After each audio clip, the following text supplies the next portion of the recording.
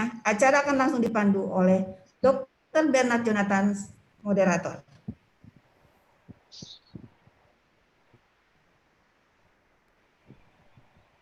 Program studi kedokteran di Universitas Kristen Krida Wacana telah terakreditasi sangat baik di Indonesia, berkembang pesat selama bertahun-tahun untuk menjadi lembaga terkemuka di Indonesia dan di wilayah Jakarta.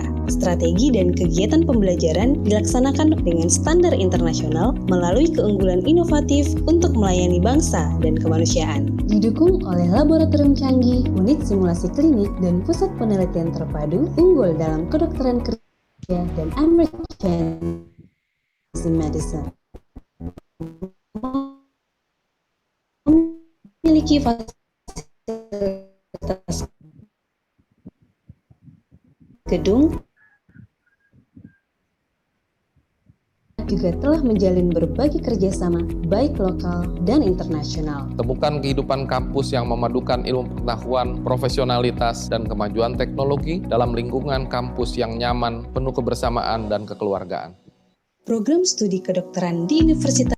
Selamat datang di Rumah Sakit Ukrida, berlokasi di Jalan Arjuna Utara nomor 6, Jakarta Barat.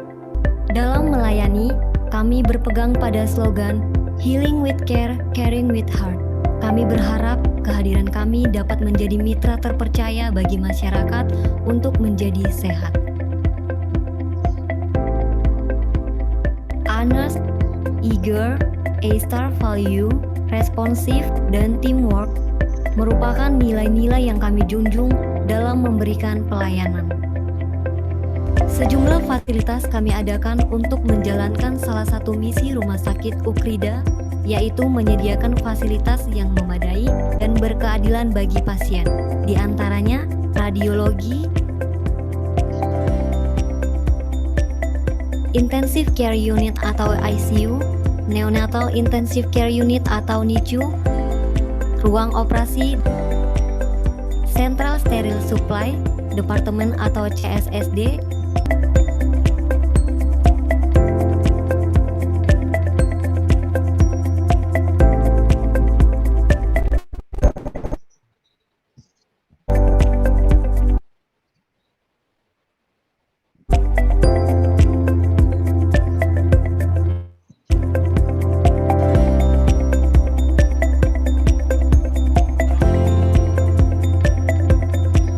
sebagai institusi pelayanan kesehatan, tentunya kami juga akan memberikan pelayanan kesehatan yang baik. Mendukung kerjasama antara holding Rumah Sakit BUMN, Pertamedika IHC, dan Rumah Sakit Ukrida yang dapat memberikan kontribusi pelayanan COVID-19 di DKI Jakarta. Rumah Sakit Ukrida, saya menyampaikan selamat bertugas.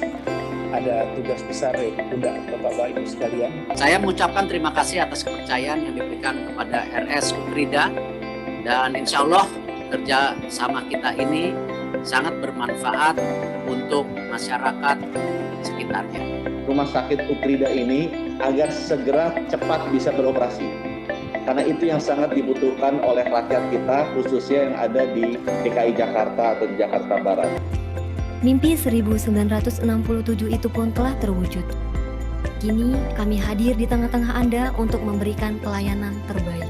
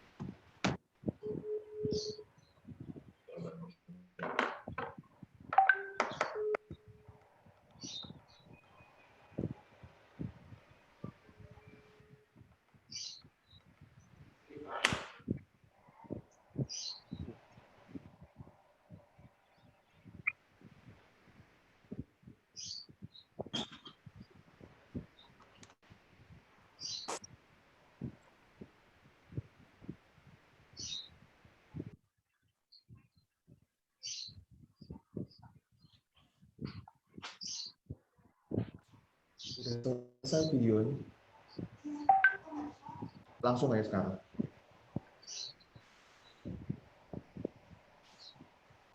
Selamat pagi kepada para hadirin sekalian. Terima kasih yang sudah menghadiri ke acara webinar awam kali ini yang berjudul Kiat Bersahabat dengan Diabetes Mellitus pada masa pandemi COVID-19.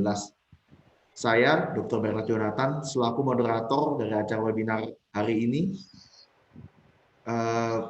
Sebelumnya saya ingin bercerita sedikit tentang diabetes mellitus. Diabetes mellitus adalah penyakit yang mungkin sebagian besar sudah dikenal oleh para hadirin di sini. Penyakit yang sudah sering disebut dengan penyakit gula. Penyakit gula ini umumnya terjadi pada manusia-manusia sudah lanjut usia atau yang dewasa sampai lansia. Tapi jangan salah, di era abad 20 ini sudah banyak orang-orang dengan relatif usia lebih muda, umur 20 bahkan 30-an, sudah ada yang terkena penyakit dari diabetes mellitus atau penyakit gula. Penyakit gula ini tentunya juga menjadi faktor risiko dari berbagai komplikasi penyakit lainnya seperti di organ jantung, ginjal, saraf, pembuluh darah, dan yang lain-lainnya. Sekarang kita sudah di bulan April tahun 2021. Kita sudah melewati masa pandemi COVID-19 selama kurang lebih 1 tahun lebih. Saya yakin dari hadir-hadirin di sini sepertinya sudah sering membaca atau ngobrol sama tetangga atau keluarga, apa itu COVID-19, apa itu penyebabnya, apakah itu gejala-gejalanya. Dan saya yakin juga banyak juga yang bercerita bahwa kalau misalnya terinfeksi dari virus COVID-19 dan sudah ada diabetes mellitus, biasanya gejalanya berat. Namun apakah benar? Apakah benar seperti itu? Lalu jika memang benar, kenapa bisa terjadi seperti itu? Lalu pada pasien-pasien dengan diabetes mellitus juga tidak jarang kita sebagai dokter atau tenaga-tenaga kesehatan lainnya menyarankan kepada penderita diabetes untuk beraktivitas fisik. Sedangkan bagaimana kita beraktivitas fisik di era pandemi COVID-19 ini, di mana kita harus social distancing supaya kita menjaga agar kita tidak tertular dari virus COVID-19. Oleh karena itu, Rumah Sakit Ukrida yang berafiliasi dengan Pertamedika IHC dan bekerjasama dengan FKIK Ukrida mengadakan webinar hari ini. Bagaimana caranya kita bersahabat dengan diabetes mellitus pada masa pandemi COVID-19. Di sini kita sudah kedatangan pembicara kita. Selamat pagi, Prof. Mardi. Izinkan saya untuk membacakan CV-nya terlebih dahulu. Profesor Dr. Mardi Santoso, Diplomat Tropical Medicine and Hygiene, spesialis penyakit dalam, konsultan endokrin, metabolik, dan diabetes, Finasim FACE. Beliau adalah PNS Depdikbud golongan 4E. Beliau menyelesaikan pendidikan kedokteran di UGM tahun 1974 dan mengambil Diploma Tropical Medicine and Hygiene di Mahidol Universitas Bangkok tahun 1983. Lalu beliau melanjutkan pendidikan dokter spesialis penyakit dalam di FKUI pada tahun 1986 dan mengambil gelar doktor S3 Kesehatan Klinik Pascasarjana di UGM tahun 2003. Lalu beliau juga tetap melanjutkan lagi untuk menjadikan subspesialis endokrin, metabolik, dan diabetes di FKUI tahun 2006. Untuk sekarang beliau juga masih aktif jadi dosen di ilmu penyakit dalam FK Ukrida dari tahun 1987 hingga sekarang. Dan sekarang beliau juga berpraktek di klinik diabetes dan endokrin di Rumah Sakit Pelni 1987 sampai sekarang, dan di klinik endokrin dan diabetes di Rumah Sakit Omni. Beliau juga tentunya mengambil fellowship lainnya. Beliau mengambil Fellow of American College Clinical Endocrinology pada tahun 2010 dan Fellow of Indonesian Association of Internal Medicine.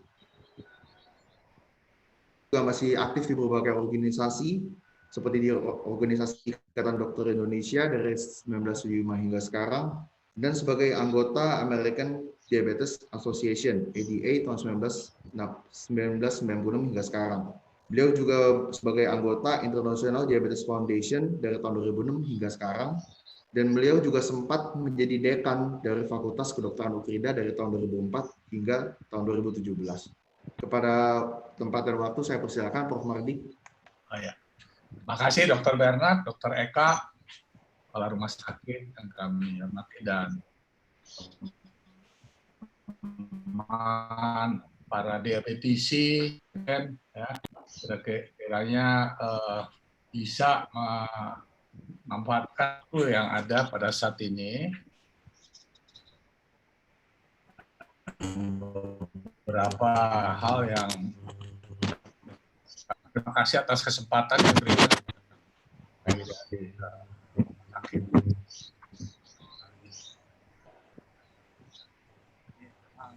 Sudah ada slide-nya ya. Nanti mungkin ada tambahan 3 slide sebetulnya karena kemarin tidak sempat ya. Mungkin bisa saya ambil dari share saya dulu ya. Oh iya Prof, boleh Prof. Ya, oke.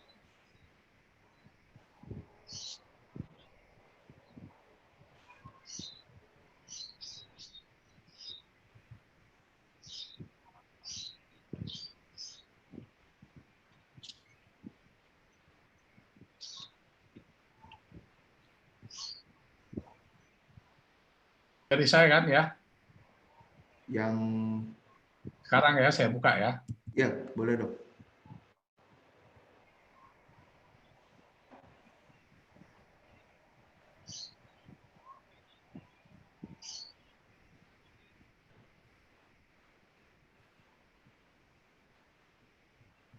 Baik, Bapak Ibu sekalian, penderita diabetes atau sering disebut dengan diabetisi, juga keluarganya mungkin juga ada teman sejawat yang mendampingi dari grup diabetes atau dari rumah sakit atau dari masyarakat umum. Selamat pagi, salam sejahtera bagi kita sekalian. Nah, kita akan memulai pembicaraan kita mengenai kiat bersahabat dengan diabetes mellitus. Nah, pandemi COVID-19. Jadi kita nanti akan menyebutnya penyakit DM, supaya singkatan itu diabetes mellitus. Atau bahasa mudahnya tadi sudah disebutkan Dr. Bernard, sakit gula. Nah, diabetes mellitus itu suatu penyakit metabolisme yang berkaitan hormon endokrin yang berkembang menahun, dan dia terus berkembang sepanjang kehidupan, ditandai dengan gula darah yang selalu tinggi, dan penyebabnya ada 2, terutama yaitu adanya kekurangan hormon insulin di dalam tubuh. Berkurang sedikit atau berkurang banyak sekali. Pengaruhi beberapa tipe diabetes. Atau yang kedua, kadar insulin, hormon insulin di dalam darah normal, bahkan berlebih, tetapi dia tidak berfungsi baik. Nah, ini sering diberi sebutan sebagai insulin resisten. Dan penyakit ini akan melibatkan seluruh organ tubuh dari si pasien. Jadi proses kejadiannya atau terjadinya itu sederhana sebenarnya. Jadi setiap makanan yang masuk ke dalam usus, dia akan dicerna menjadi karbohidrat, protein, lemak, dan mineral. Nah, sekarang kita fokus pada gula. Jadi pada waktu sudah makan, jadi gula darah atau glukosa masuk ke dalam darah, sehingga kita sebut glukosa darah. Nah, pada orang normal, glukosa darah ini akan dirubah oleh insulin, hormon insulin. Hormon insulin adalah hormon yang dihasilkan oleh kelenjar pankreas, yaitu ada sel namanya sel beta. Dia akan memproduksi insulin cukup, sehingga gula ini akan sebagian disimpan di dalam otot-otot, hati, dan lemak. Sehingga gula darah tidak tinggi sekali. Ada di dalam darah, tapi dalam batas normal. Nah, pada pasien kencing manis atau diabetes mellitus, kadar insulinnya ini berkurang, ya, atau kadar insulinnya berlebih tetapi resisten insulin, sehingga gula darah yang ada di dalam hasil dari pencernaan yang masuk ke dalam darah ini tidak bisa disimpan sebagai glikogen di dalam otot maupun di hati, sehingga dia tinggi di darah, ya, tinggi terus. Ya, nah, ini dia nanti akan menimbulkan kerusakan terhadap organ sehingga menimbulkan gejala-gejala. Nah, itu apa yang menjadi faktor risiko? Nah, ini faktor risiko yang bisa diubah. Jadi kita punya faktor risiko. Semua orang punya faktor risiko, ya. Kalau dulu kita selalu menganggap bahwa hanya kelompok tertentu, ternyata tidak. Orang yang kegemukan, baik gemuk secara keseluruhan di mana indeks massa tubuhnya tinggi, ya. Atau sekarang kalau di Asia kita tidak mengukur indeks massa tubuh. Indeks massa tubuh itu dari berat badan dibagi tinggi badan dalam meter persegi, dalam meter kuadrat. Ya, ini hasilnya. Nah, ini kalau lebih dari 23, ya itu akan memicu terjadinya diabetes. Juga kalau di Asia, khususnya di Asia Pasifik itu ada kelompok di mana lingkar perutnya yang besar, ya, laki-laki lebih dari 90 cm, wanita lebih dari 80 cm. Nah, ini namanya kegemukan perut atau obesitas sentralis. Dan kurang aktivitas fisik, banyak duduk, ya, makan duduk, gangguan lemak darah juga faktor risiko, riwayat penyakit jantung, kemudian punya riwayat darah tinggi. Nah, kemudian juga diet yang tidak seimbang atau kita sebut tinggi GGL. Ini program Kementerian Kesehatan sekarang membatasi masyarakat untuk makan GGL atau gula, garam, dan lemak. Ya. Nah, ada faktor risiko lain yang tidak kita bisa ubah, ya, udah dari sononya bagaimana. Misalnya umur, ya udah di atas 40 tahun, punya riwayat kehamilan, diabetes kehamilan. Jadi pada waktu hamil aja dia gula darahnya tinggi. Nah, itu akan mungkin menjadi ya, di kemudian hari. Kemudian juga ada riwayat keluarga diabetes. Nah, ini yang satu membayangkan diabetes itu faktor familiar atau turunan, ya. Betul memang ada, tapi ternyata ada faktor lain juga, atau lebih dari atau kurang dari 2,5 kilogram. Ya. Ada lagi satu lagi sebenarnya tidak ditulis, ibu-ibu yang sering abortus, ya, itu juga salah satu faktor risiko, harus dicek kadar gula darahnya. Nah, diabetes dibagi 4, ya. Jadi Bapak Ibu mudah-mudahan sudah pernah dengar, ya, ada diabetes tipe 1. Nah, kalau diabetes 1 ini dari kecil udah ada dia faktor genetik beneran ini, dan dia hidupnya tergantung insulin. Kemudian diabetes tipe 2, ini yang terbanyak di masyarakat, kira-kira 85%. Jadi kita kebanyakan 85% itu diabetes tipe 2. Tapi ada juga diabetes pada waktu hamil, dan juga yang keempat ada diabetes karena penyakit lain. Jadi dia naik kadar gula darah karena menderita penyakit lain, misalnya hipertiroid, mengkonsumsi obat-obat tertentu, ya, kemudian juga mendapat growth hormone, ya, ada juga faktor penyakit gangguan sejak masa kecil, ya, penyakit turunan misalnya, itu juga akan menimbulkan kenaikan gula darah. Nah, ini kita bahas bagaimana banyaknya penderita diabetes. Ya. Jadi di seluruh dunia ini diperkirakan nanti dari tahun 2019 kira-kira 460 juta. Nanti di tahun 2045 itu diduga akan naik 51%. Ya, ini di seluruh dunia. Jadi makin banyak penderitanya, bukan berkurang, makin banyak. Kenapa? Karena yang sehat, yang sudah gula diobati panjang, tambah lagi yang baru-baru ini. Ya, nah, di era modern ini memang begitu. Nah, Indonesia termasuk di Western Pacific Region, kalau di International Diabetes Federation, ya, organisasi diabetes dunia, kita masuk regio Western Pacific. Itu juga diperkirakan nanti dari 2019 163 juta akan meningkat sampai 2045. Ya, pada tahun 2005 akan meningkat sampai 212 juta. Jadi ini meningkat 31%.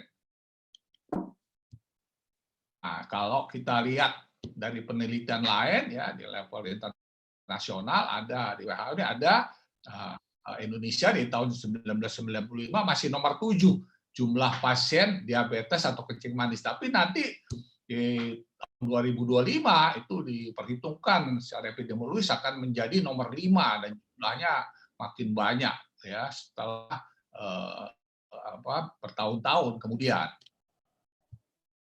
Nah, di Indonesia bagaimana? Di Indonesia sudah ada penelitian, ya, tahun 2013, ada juga sebelumnya, tapi kita lihat 2018, 2018. Ya, dia ada peningkatan. 5 tahun ini ada peningkatan. Ya, ini kelihatan yang merah-merah ini yang 2018, yang tahun 2013. Nah, tepatnya hasilnya seperti ini. Nah, ini, ya.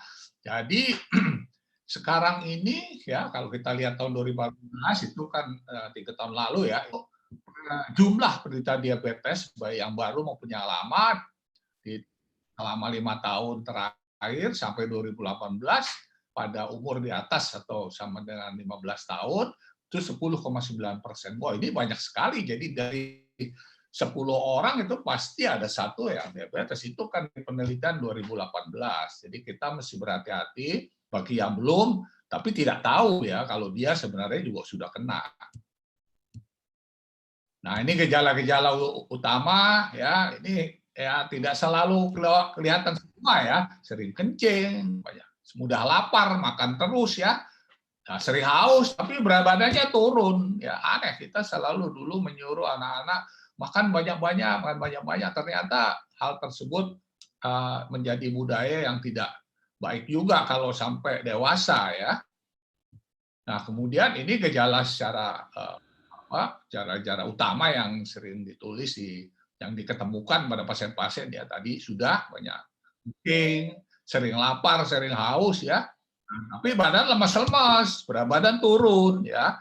Baru kemudian akan ditemukan juga gejala lain yaitu gejala komplikasi. Jadi selain gejala utama ada gejala komplikasi ke organ-organ atau alat-alat tubuh, ke mata misalnya sering ganti kacamata, kabur matanya.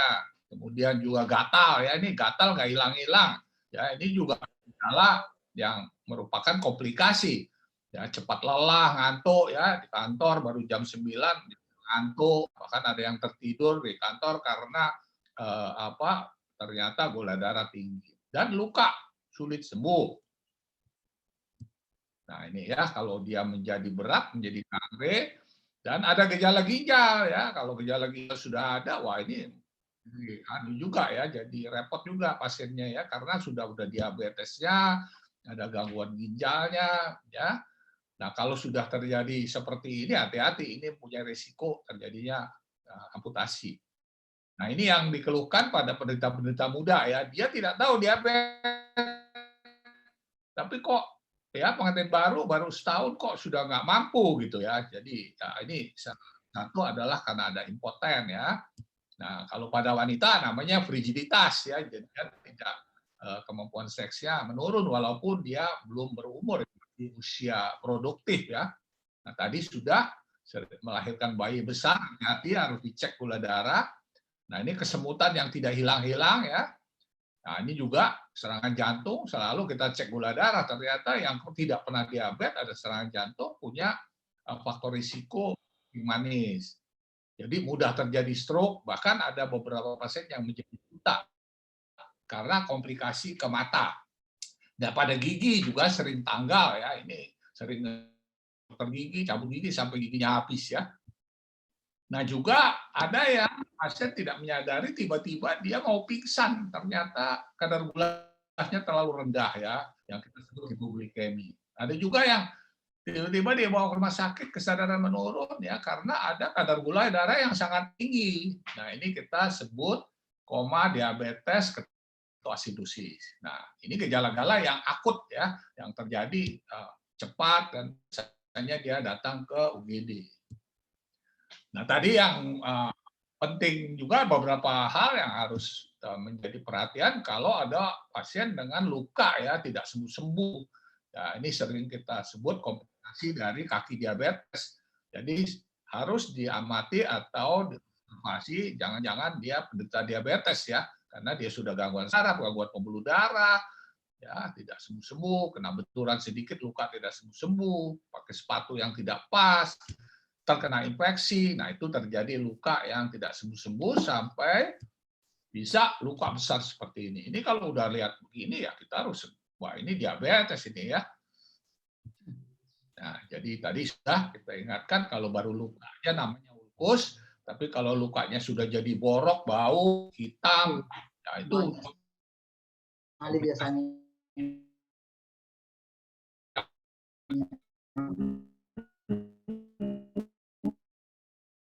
berat, itu kita sebut karena walaupun 36% ya, tapi di luar negeri juga cukup tinggi nih. Di negara maju aja di Inggris bisa sampai 10% ya yang terkena luka atau ulkus atau koreng pada kakinya. Nah ini kalau melihat komplikasi ya dari dulu sampai sekarang tidak banyak berubah. Ini penelitian 2012, mutan, ngilu-ngilu, pegel-pegel, nggak hilang-hilang, diberikan vitamin, hilang-hilang. Gangguan lemak darah yang suka dikendalikan, punya darah tinggi, kelainan pembuluh koron. Benarnya ke sini.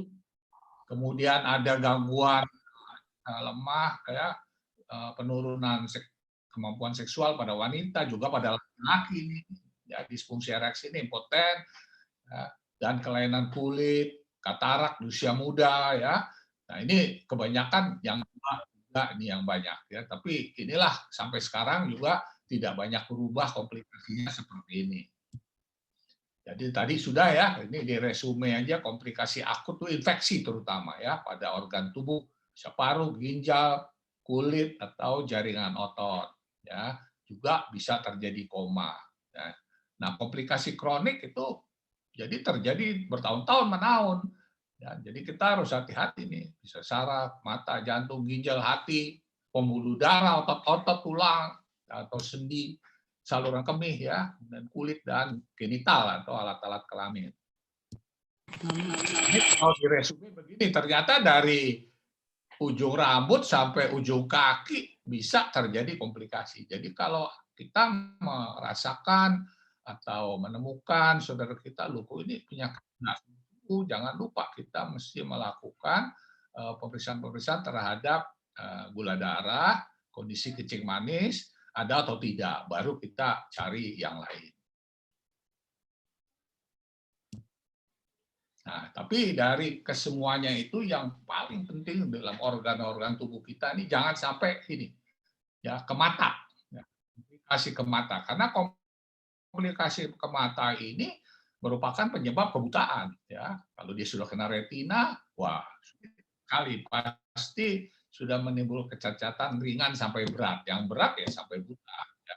Tapi yang ringan kabur. Ya. Kemudian jangan sampai kena ginjal. Ya, kalau kena ginjal adalah salah satu sebab terjadinya gagal ginjal. Kalau kendali gula darahnya tidak baik, akan terjadi nefropati yang akan mengganggu fungsi ginjal. Terhadap otak juga begitu. Kalau dibandingkan dengan orang yang tidak diabetes, yang kencing manis, dengan orang normal, maka diabetes lebih banyak yang terkena stroke, bisa sampai 1,8 kali, hampir 2 kali lipat dari orang yang tidak penderita diabetes. Jadi kemungkinan terkena stroke lebih banyak pada orang diabetes. Juga pada jantung ya, jantung banyak kematian di jantung ya karena komplikasi-komplikasi diabetes ke jantung dan pembuluh darah. Kira-kira 75% ini dari laporan internasional Diabetes Care, American Heart Association ya. Kemudian Asosiasi Diabetes Dunia juga melaporkan tinggi sekali angka kematian yang disebabkan karena pasien diabetes komplikasi jantung. Dan yang kelima tadi sudah ditayangkan juga bahwa dia merupakan faktor risiko yang tinggi terjadinya di amputasi atau pemotongan dari jari atau kaki ya kalau pasien diabetes ya. Jadi tanpa luka tanpa benturan, tanpa celaka dia juga bisa terjadi amputasi karena luka diabetes yang tidak sembuh-sembuh ya. Jadi 5 hal ini harus kita waspadai utama. Kalau yang lain-lain itu masih bisa dikendalikan dengan baik, tapi kalau yang 5 ini agak sulit sekali, bahkan ada yang menimbulkan kecacatan. Nah, sekarang ada gejalanya sudah tadi ya, gejala-gejala sudah ya, gejala-gejala pasien yang serangan akut ya, pada diabetes, serangan kronik juga sudah. Nah, tentu kita harus memastikan dengan pemeriksaan laboratorium. Ya, di pemeriksaan laboratorium itu caranya kita lakukan tes gula darah ya, yang kalau belum pernah ketahuan diabetes ya kita lakukan tes toleransi gula darah melalui mulut ya, jadi melalui minum gula ya 75 gram. Ini terutama bagi yang belum pernah, kalau sudah tahu diabetes lama ya datang ke tempat praktek atau ke rumah sakit, ya kita tinggal mengevaluasi saja. Tapi kalau dia belum pernah, kita lakukan toleransi gula darah oral atau kita singkat TTGO. Caranya dengan minum 75 gram gula. Nah, pada waktu sebelum minum gula darahnya 126 mg per sen atau lebih. Nah, setelah minum gula 75 gram, 2 jam kemudian, gula darahnya 200 atau lebih dari 200. Ya. Nah, bagaimana kalau ada gejala ya, pasiennya gejalanya suka kencing, sering haus, gemuk ya.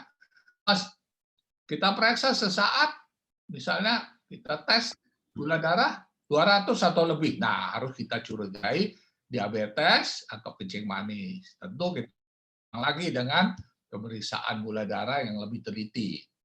Nah, sekarang ini sejak tahun 2011 kita memakai patokan ya, melalui pemeriksaan HbA1c. Sehingga banyak sekali sekarang di klinik-klinik ataupun di check up, walaupun pasien tidak bergejala, nah, jadi kalau HbA1c-nya lebih atau sama dengan 6,5%, maka kita curigai dia menderita diabetes. Ya. Nah, sekarang ada lagi yang belum diabetes. Ya, ini kalau kita bisa berobat sebelum diabetes lebih baik, yang kita sebut prediabetes. Ya, prediabetes ini banyak sekali ya. Saya hampir tiap hari menemukan pasien prediabetes. Hasil medical check up ditemukan HbA1 lebih dari 6,5, gula darahnya 140, 199 ya, itu setelah 2 jam pada waktu puasa 100 sampai 125. Nah, ini adalah kelompok yang kita sebut prediabetes ya.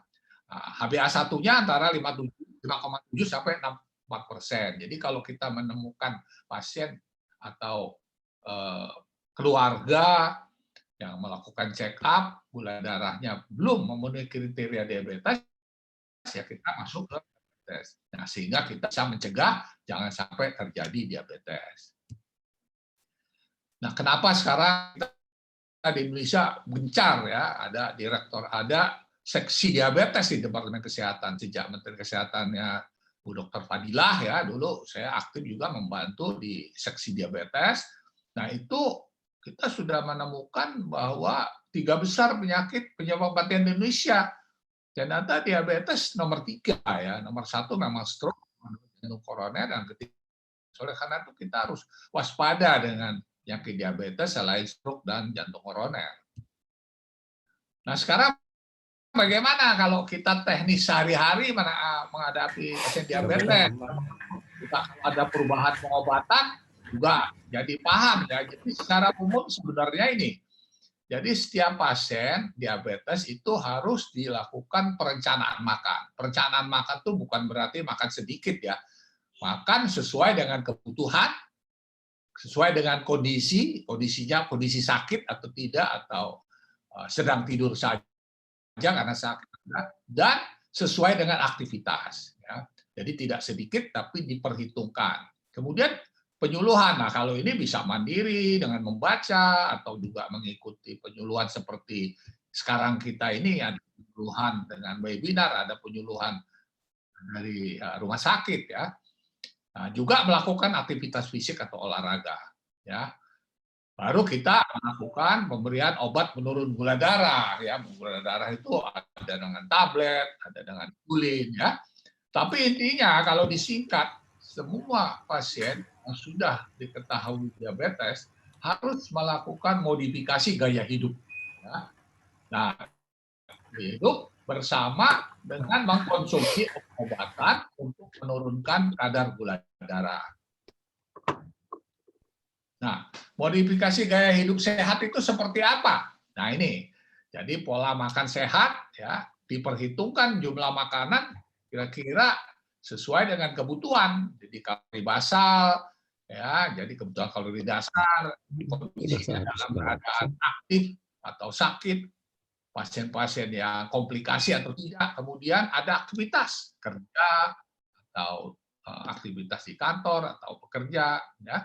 Ya kok kira-kira 45-65% itu dari karbohidrat. Jadi jangan ragu makan nasi atau mie atau jagung atau kentang ya, tetap harus ada karbohidrat. Baru ada lemaknya, ya, misalnya ada dagingnya, ada ikan, ya itu 20-20% dan 10-30% protein. Ini terdiri dari protein nabati dan protein hewani ya, bisa dari telur, misalnya susu atau ikan ya. Nah, jadi ini kebutuhan yang harus ada, jangan karena kita takut lalu tidak mengkonsumsi karbohidrat. Nah, ini yang penekanannya pada hari ini ya. Dan aktivitas fisik ya, aktivitas fisik kalau secara umum itu bisa kegiatan olahraga 3-4 kali seminggu, 150 menit kira-kira per minggunya ya, sesuai kondisi masing-masing. Tentu bisa ringan olahraganya, bisa olahraga yang sedang atau olahraga yang aerobik yang high impact misalnya kalau dia fisiknya cukup mampu. Ya, jadi pengaturan makan dan aktivitas fisik atau olahraga ditujukan untuk mencapai berat badan ideal. Jadi berat badan harus ideal. Misalnya kurus ya harus dinaikkan ya, atau kalau gemuk ya harus dibuat ideal. Ya. Kemudian istirahat cukup ya, jangan kurang istirahat. Tidak mengkonsumsi alkohol, rokok dan hindari stres ya. Nah, dalam kehidupan sehari-hari, karena pasien diabetes ini sepanjang masa, jadi harus belajar memahami pengolahan kencing manis secara mandiri ya. Kita harus sadar sendiri melalui edukasi atau kalau tanya-tanya. Nah, itu diingat-ingat, dicatat supaya besok tidak ulang lagi ya. Melalui klub-klub senam diabetes, melalui penyuluhan di puskesmas, di rumah sakit, dan membaca banyak sekarang buku-buku mengenai diabetes. Ini penyakit makan. Ini saya penekanan. Seringkali pasiennya diisolasi. Yang lain makan enak, dia tidak makan enak-enak. Jadi kita harus empati juga terhadap pasien.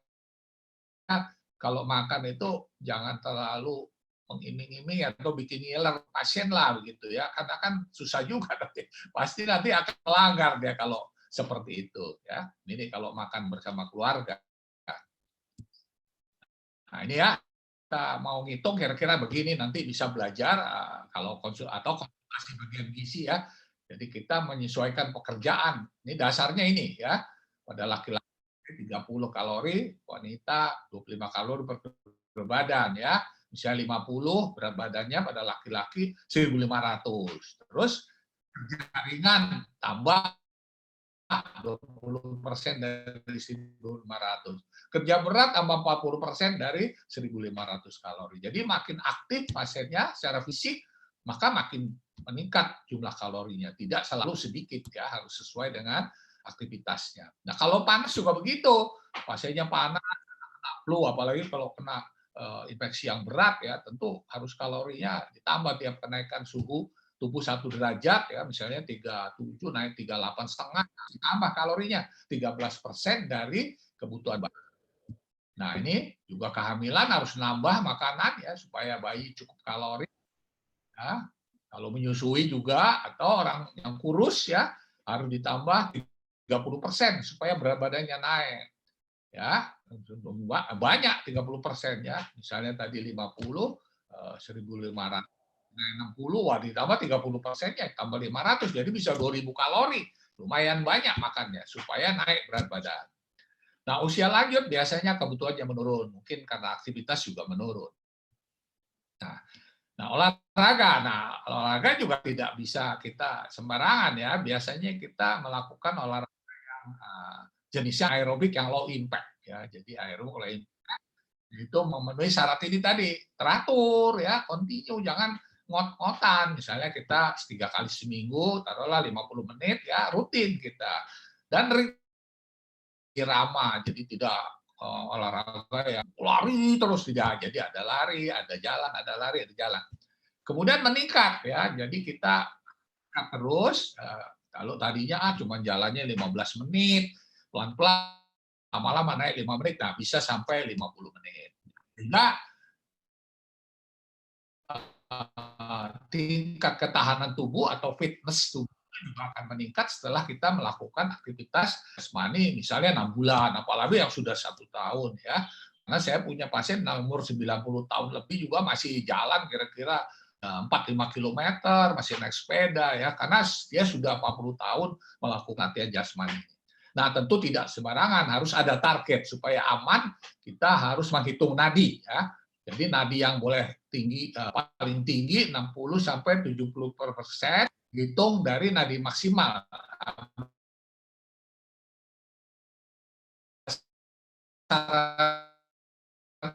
Umur ya, kalau 20 kurang umur, jangan berlebih. Kalau berlebih bahaya ya untuk jantung, saraf ya. Tapi kalau kurang, jadi kurang manfaat. Ya contohnya ada ini. Ya, sudah ada senam diabetes Indonesia seri 1 sampai 7, jogging ya, atau jalan ya, jalan biasa atau naik sepeda atau treadmill ya, itu juga bisa, tapi harus mendapatkan nasihat supaya mencapai target tetapi tidak membahayakan. Nah, sekarang prinsip-prinsip pengobatannya seperti apa? Jadi semoga kita tidak makan obat, tapi kita tidak tahu prinsip pengobatannya, dan ini harus memerlukan kesabaran, karena kalau penyakit diabetes tipe 2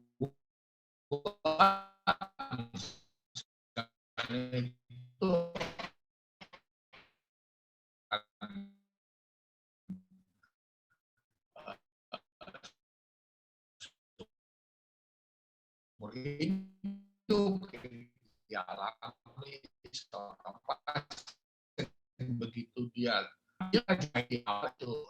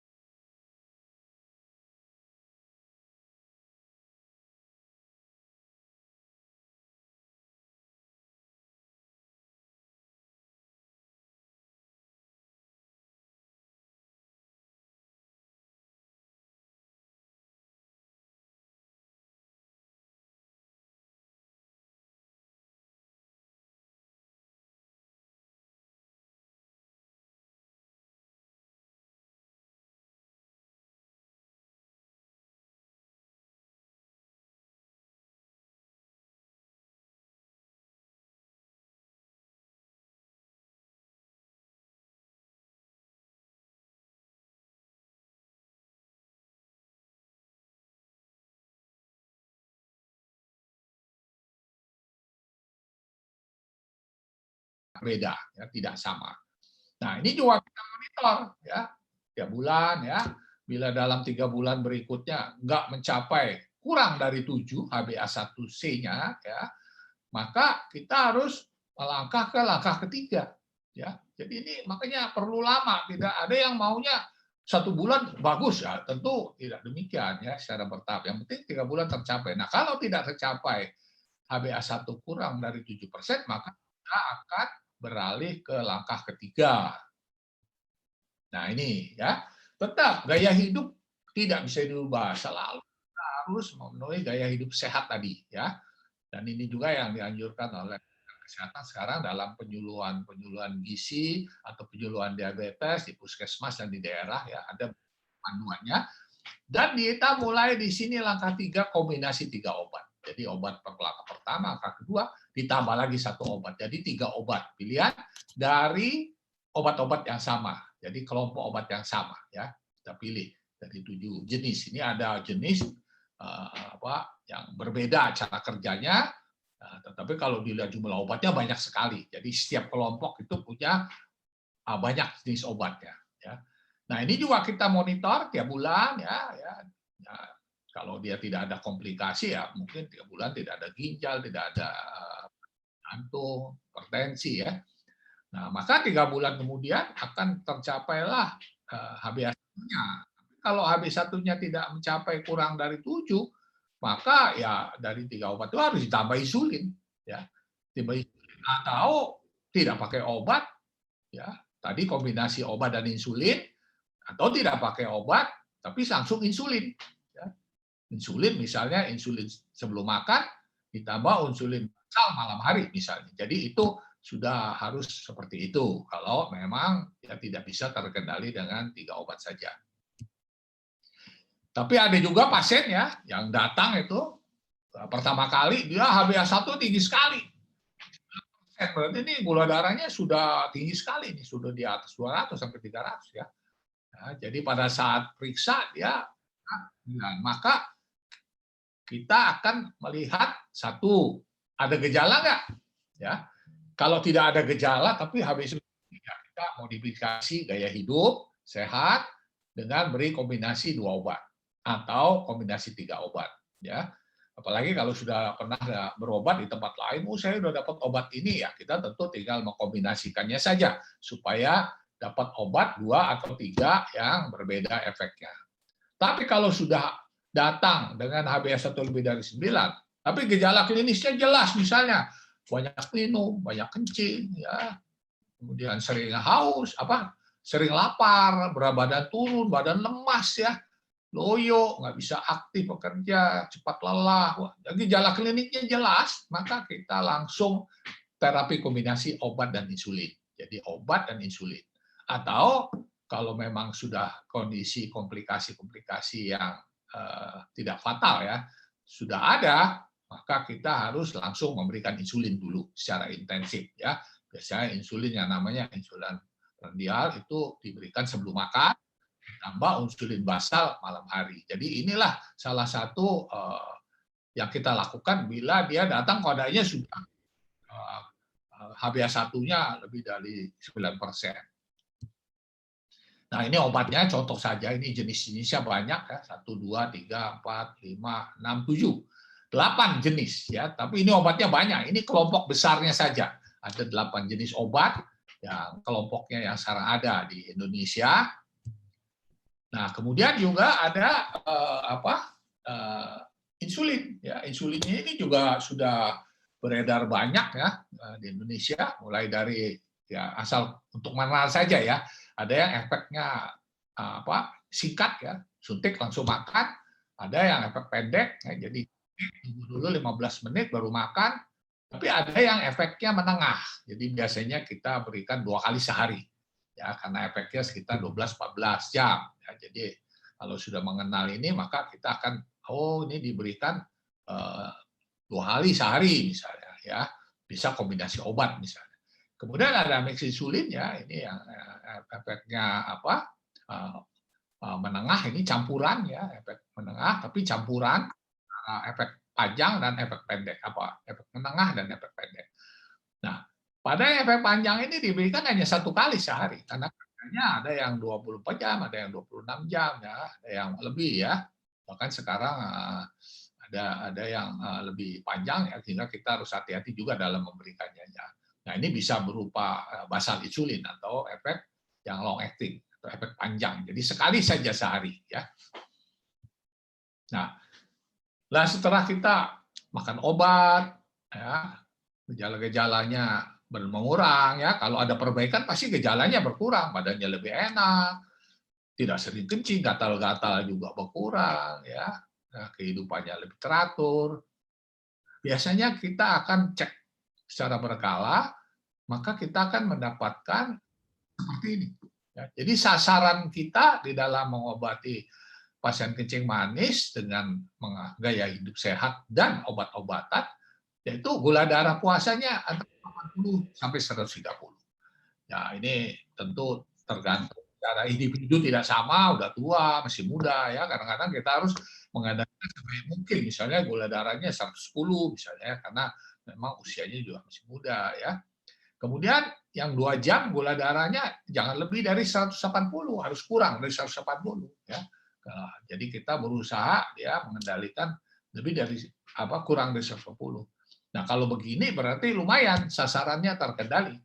Nah, HbA1 kurang dari 7, karena itu tadi sering disebut HbA1 kurang dari 7 ya. Nah, kemudian ternyata kita juga harus mengendalikan komplikasi-komplikasi yang kemungkinan ada tapi belum membahayakan karena belum menimbulkan kerusakan organ, misalnya kolesterol harus kurang 100, kolesterol LDL kurang dari 100. Kalau dia mempunyai risiko penyakit kardiovaskuler ya, jantung pembuluh darah, maka LDL-nya lebih rendah lagi, kurang dari 70. Sedangkan HDL yang sering kalau awam menyebutnya ini adalah kolesterol yang baik ya. Nah, itu kita usahakan pada laki-laki di atas 40, pada wanita di atas pada wanita atau perempuan itu di atas 50. Sedang trigliserid itu diusahakan di bawah 150, sedangkan ApoB ini juga kolesterol yang dianggap buruk ya, kurang dari 90. Nah, tadi kita sudah singgung indeks massa tubuh ya. Jadi ini gemuk secara keseluruhan. Jadi indeks massa tubuh diusahakan antara 18,5 sampai 22,9 ya. Jadi tidak. Jadi ini namanya ideal weight ya. Ideal weight. Jadi berat badan ideal. Ya, jadi tinggi dan berat badannya seimbang ya. Nah, tekanan darah juga jangan sampai 140 lebih ya. Usahakan kurang dari 140/90. Jadi diusahakan mendekati tekanan darah yang normal. Nah, ini sasaran kalau kita mengobati diabetes ya. Oleh karena itu sering pasien bertanya, "Dok, sampai kapan minum obat?" Ya, kalau gula darah sudah terkendali seperti ini ya obatnya terus, nggak bisa berhenti, dan gaya hidup sehatnya nggak bisa berubah ya. Nah, sekarang ini dia, bagaimana kita di zaman atau di masa COVID ini ya, pandemi ini. Nah, ini waduh, pasien kebingungan ini bagaimana. Ya, karena memang tadi kita sudah paham ya, pasien sendiri sudah tingkat imunitasnya menurun. Apalagi kalau tidak terkendali. Jadi kita perlu perhatian lebih ya. Jadikan dia sahabat dekat. Kalau dulu cuma teman aja ya, saya udah terderita gula, ya udahlah nggak apa-apa. Nah, sekarang harus jadi sahabat. Harus mencintai diabetesnya itu dengan baik. Artinya kita harus awareness-nya ditingkatkan, kesadarannya bahwa kita diabetes ini berisiko mudah terinfeksi COVID-19 dan nanti bahaya. Nah, ini nanti saya akan berikan apa yang membahayakan itu seperti apa.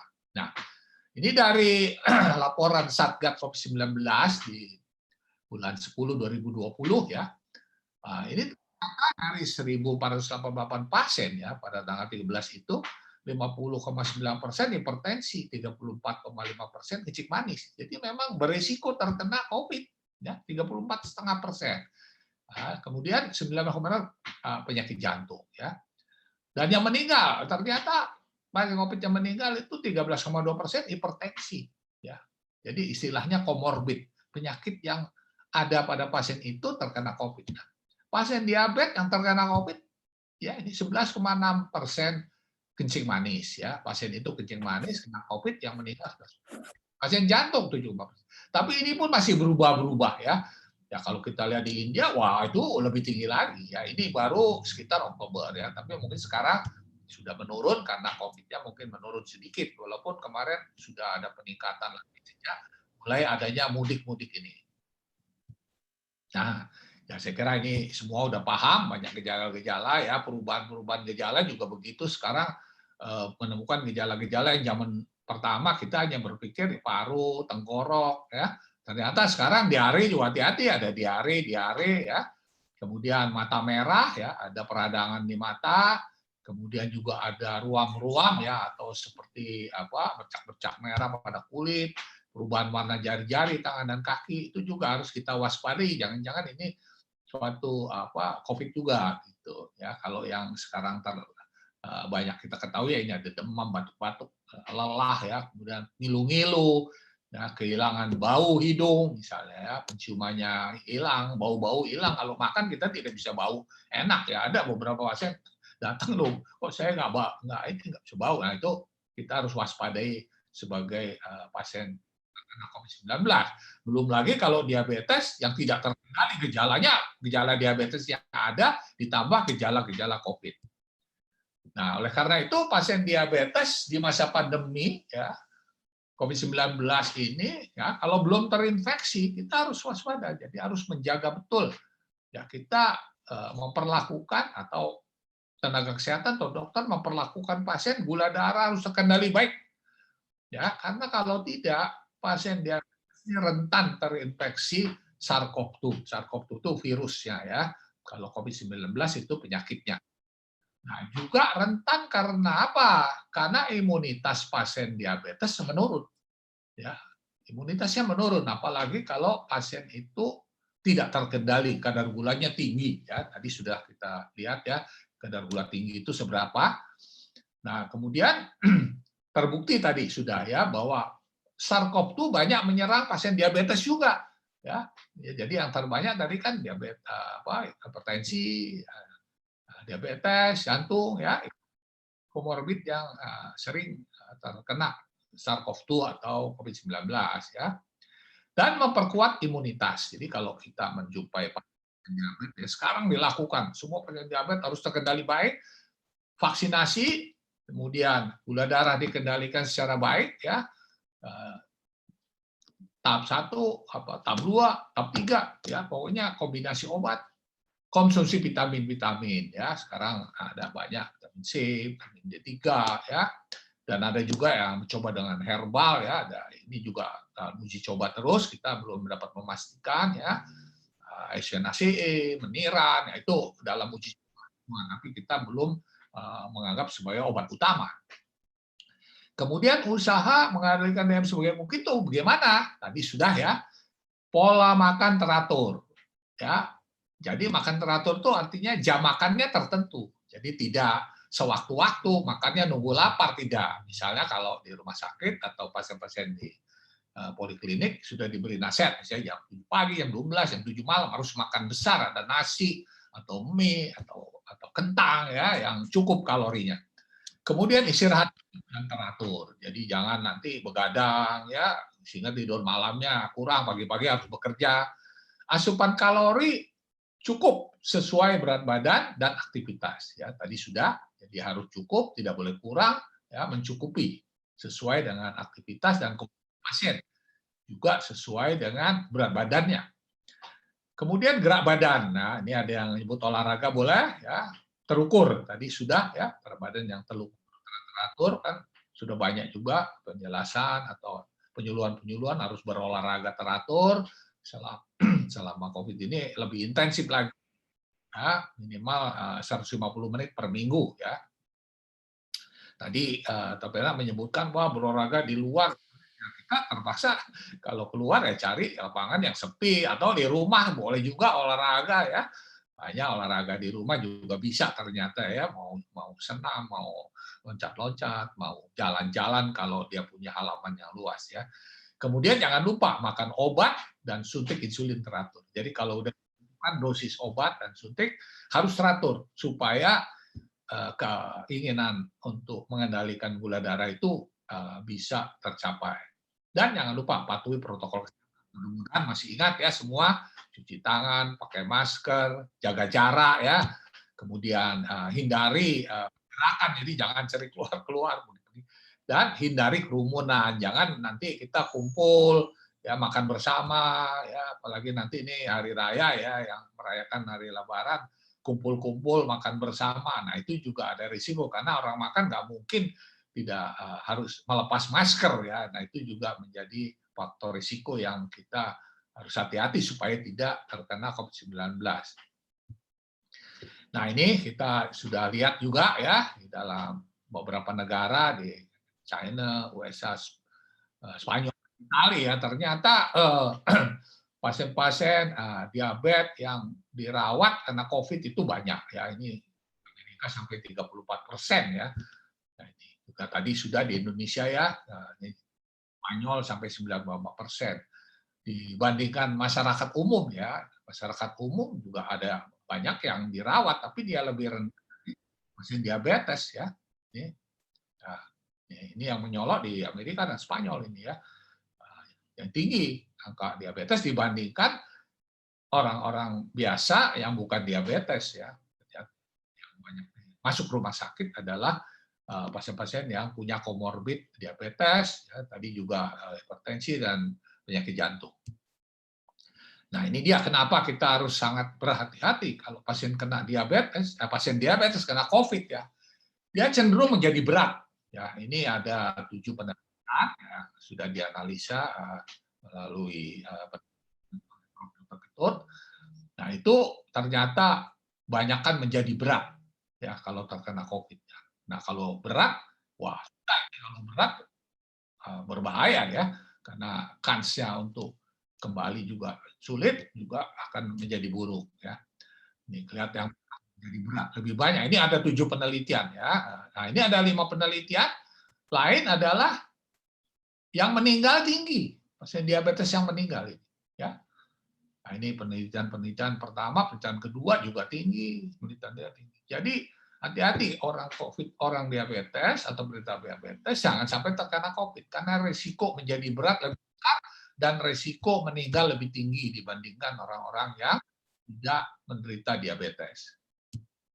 Nah, jadi kenapa sih kok diabetes ya jadi memburuk? Karena ternyata tadi kan kita sudah belajar mengenai insulin ya. Insulin diproduksi oleh pankreas. Jadi kelenjar pankreas ini ada di perut ya, tepatnya di bawah lambung, di samping usus 12 jari. Di situ kelenjarnya nggak besar, kira-kira seperti lintah itulah bentuknya ya. Itu kalau ada virus ya, SARS-CoV-2 atau COVID-19, dia bisa merusak langsung sel-sel beta dari kelenjar pankreas ya. Karena di situ ternyata tinggi reseptornya. Jadi reseptor tuh yang nangkepnya itu tinggi ya. Kalau dulu kita hanya berpikiran di paru, saluran nafas itu reseptor AC2 atau acetylcholine enzim itu tinggi. Tapi ternyata di pankreas tinggi sehingga dia bisa menimbulkan kerusakan langsung. Di samping itu juga virus ini akan merusak sistem imun ya. Sistem imun sehingga terjadi peningkatan ini tadi interleukin ini adalah bentuk dari reaksi imun yang yang humoral ya, reaksi imun humoral atau dari produksi sel T ya. Jadi inilah yang akan memperburuk pasien dengan diabetes karena pankreasnya juga dirusak atau diserang ya, sehingga jumlah dari sel betanya menurun ya, sel-sel dari kelenjar pankreas menurun sehingga insulinnya berkurang pasti ya. Nah, hingga terjadi gula darah sangat tinggi sehingga diabetesnya juga tidak terkendali. Walaupun sudah dapat obat ya, teratur bagus, tiba-tiba kena COVID-19 gula darahnya melonjak tinggi karena dia juga menyerang sel-sel beta dari kelenjar pankreas ya. Nah sekarang gimana kalau kita sudah terlanjur kena? Ya ini dia. Nah ini saya bayangan saja. Tentu kita tidak akan mendetail di sini. Ya tentu pernah mendengar ya OTG. Ini orang gejalanya ringan, tidak bergejala, tapi swabnya positif ya, PCR positif, gula darahnya masih baik ya, sedang ya. Nah, maka kita harus amati terus supaya kendali gula darah tetap bagus, mendekati normal. Nah, supaya kerentanan terhadap COVID-19 ini juga tidak meningkat ya, jadi lebih kebal atau menjaga kekebalan yang sudah rendah itu jangan sampai menurun. Ya, tentu di sini harus kita berikan obat-obatan yang biasa, kalau perlu dirubah supaya menjadi lebih bagus gula darahnya. Ya, kalau tadinya tidak dapat insulin, mungkin langsung ke tahap 3, 2 obat, 3 obat sama insulin ya, sehingga gula darah harus dipantau lebih sering. Kalau dulu sebulan sekali ya, mungkin sekarang seminggu sekali ya dipantau. Ini udah membaik atau belum ya, atau terkendali atau tidak ya. Karena kita perlu melakukan penyesuaian atau titrasi kebutuhan obat penurun gula darah atau disebut OHO itu oral atau obat penurun gula darah dan insulin yang kita pakai. Nah, sambil mengendalikan komplikasi-komplikasi ya. Banyak komplikasi yang ringan, misalnya gatal-gatal, lemas, ya, kemudian gejala-gejala yang banyak kencing, sering haus, itu akan supaya tidak ada gejala-gejala itu karena kita mencoba mengendalikan gula darah sebaik mungkin. Dan selanjutnya harus rajin konsultasi secara telemedicine. Ya, sekarang dikembangkan telemedicine karena nggak mungkin ketemu sering-sering dengan pasien positif PCR karena ini juga bisa menularkan kepada tenaga kesehatan atau dokter ya. Jadi ada pemantauan secara teratur walaupun jarak jauh dan pasien juga diajari memeriksa gula darah sendiri, melaporkannya kepada dokternya secara telemedicine atau jarak jauh ya. Dan jangan lupa tadi penuhi protokol kesehatan ya 5M ya, itu akan sangat menolong supaya yang ringan ini sembuh tidak berubah menjadi sedang ya. Kalau sudah datangnya sedang atau tadinya ringan menjadi sedang, sudah ada gejala ini ya, ada batuk, pilek ya, penciuman berkurang, ada pusing, kadang mual ya. Tapi pemeriksaan fisik masih cukup bagus ya, cuman gejala dan perasaan pasien ada ya, lemas, mual ya, kemudian penciuman berkurang. Nah juga kondisi mentalnya takut ya, banyak pasien juga ketakutan ini, waduh saya udah diabetes, kena COVID-19 ini, jadi wah dia stres. Nah ini juga harus diberikan bimbingan supaya tidak stres atau tidak bingung ya. Saya menjumpai banyak sekali begitu positif juga kebingungan, waduh gimana nih saya harus bagaimana ya. Akhirnya harus diberikan panduan atau bimbingan juga. Ada juga yang perlu dikonsul juga ke psikiater ya kalau memang cukup berat ya. Nah juga tadi perencanaan makan yang baik ya, hidup sehatnya juga harus dipatuhi dengan baik dan pasien masih bisa jalan-jalan sehingga dia bisa isolasi mandiri ya. Isolasi mandiri kecuali yang memang susah ya isolasi mandiri ya harus dirawat ya, tapi sebagai OTG tapi dirawat sehingga dia mematuhi protokol kesehatan yang 5M, lalu juga termasuk gaya hidup sehat ya, berolahraga, kemudian makan juga teratur ya. Nah, pengobatan tentu harus disesuaikan dengan kondisi saat itu. Kalau gula darahnya terkendali baik, ya tentu obat bisa diteruskan. Tapi kalau tidak, harus dirubah atau dievaluasi untuk disesuaikan dengan kebutuhan pada saat itu. Tapi kalau minumnya sulit, ya terpaksa makan minum sulit, ya terpakai insulin. Ya. Karena kalau minum obat susah. Udah minum obat tidak bisa makan. Kalau insulin lebih mudah dikendalikan. Karena kalau dia makan disuntik, kalau tidak makan ya suntiknya tidak diberikan atau dosisnya dikurangi. Jadi beberapa model pengobatan suntik ya, tentu dengan basal insulin dan suntik yang perlu makan ya. Nah kemudian mau dikasih makanan, sulit makan ya jangan disuruh makan nasi lagi, mungkin makanan yang lunak atau bubur ya, atau makanan cair sehingga dia bisa makan atau mencukupi kalori yang dibutuhkan oleh pasien tersebut. Dan tetap melakukan konsultasi online ya, walaupun dia dirawat juga kita tidak selalu berkontak langsung ya, melalui Zoom seperti kita sekarang ini, Skype dan sebagainya, dan juga bisa memantau gula darah sendiri.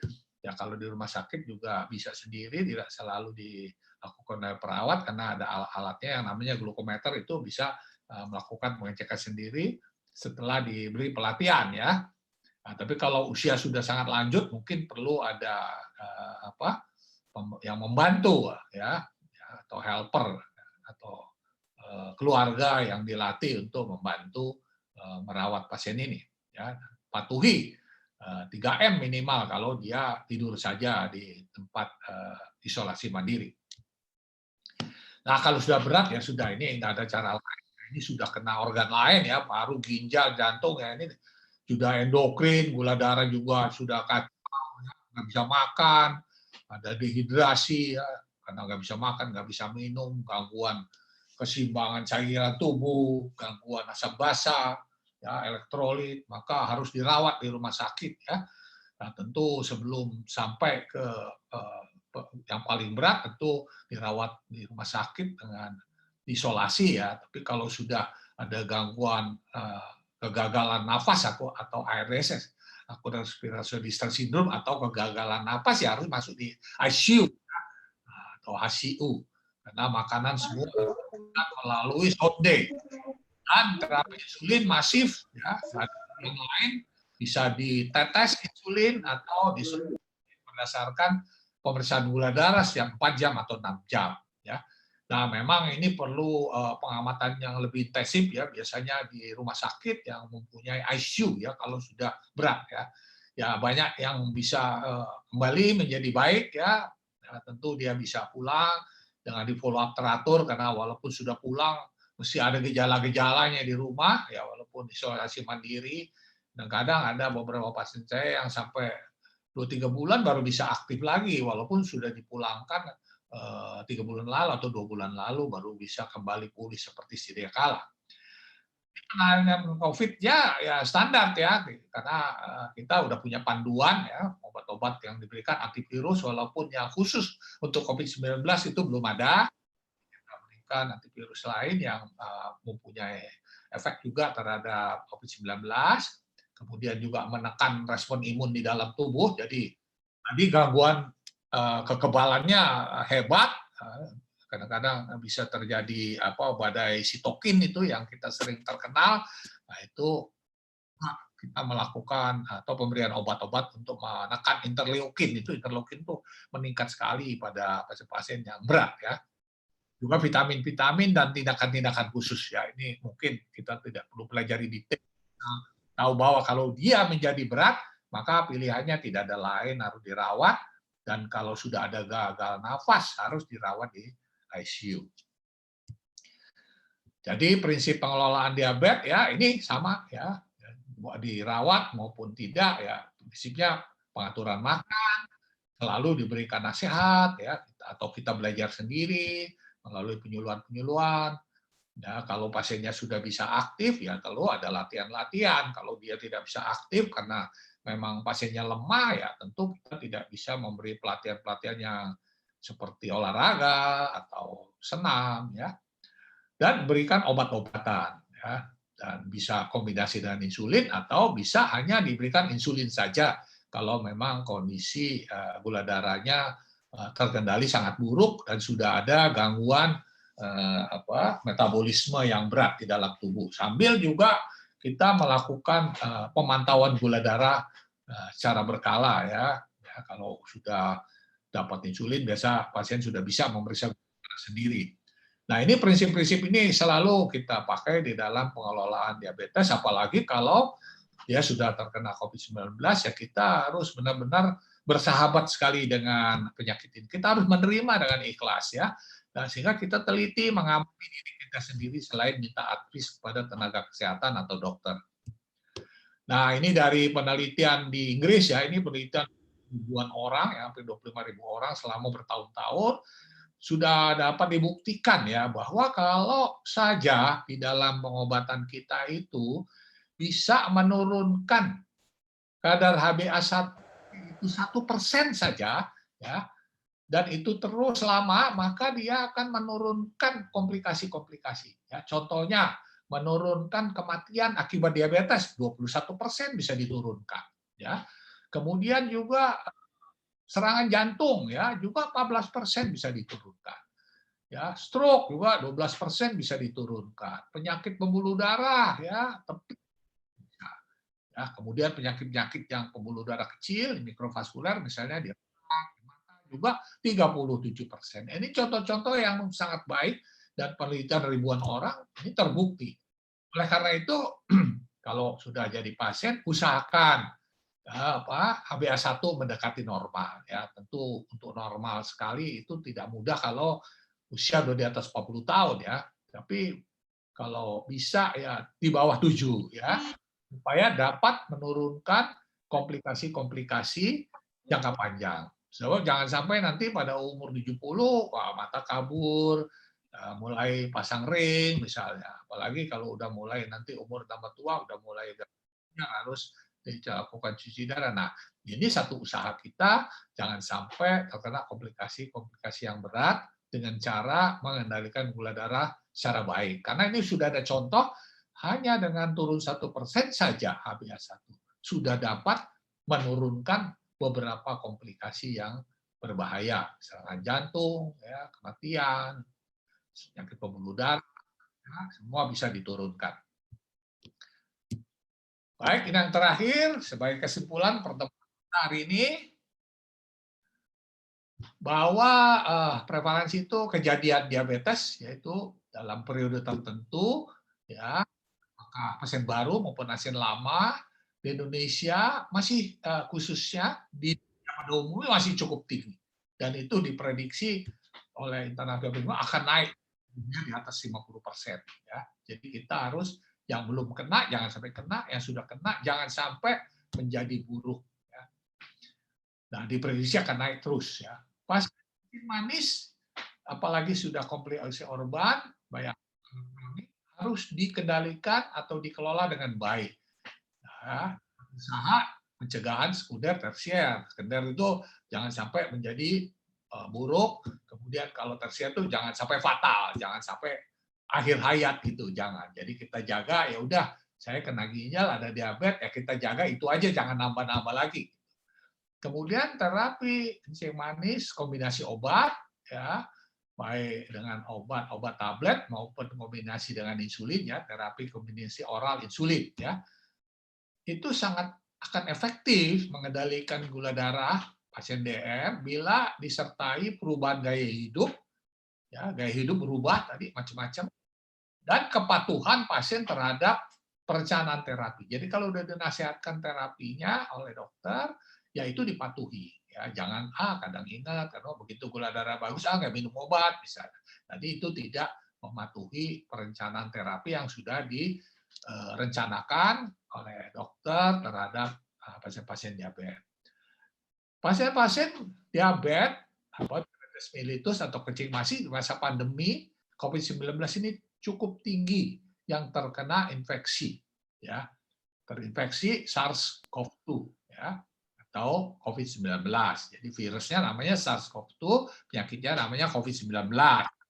Dan ini perlu penanganan serius, ya, sejak dia diabetes belum kena sampai kena gejala ringan.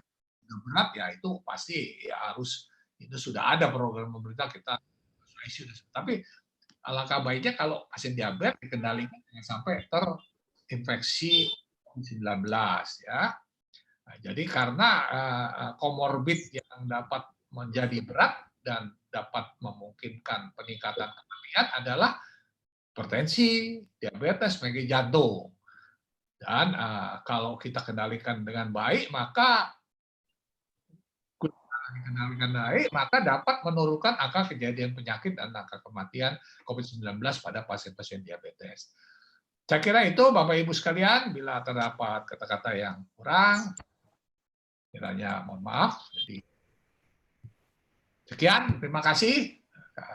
Silakan kami kembalikan waktu pada moderator. Iya, terima kasih Profesor Dr. Mardi Santoso atas webinarnya yang sangat holistik dan luas sekali, ya. Ini bagus sekali webinarnya. Ini di sini sekarang kita sudah banyak pertanyaan. Ini pertama saya mulai dulu dari yang Bapak Sony, ya, ini terkait dengan vaksin nih.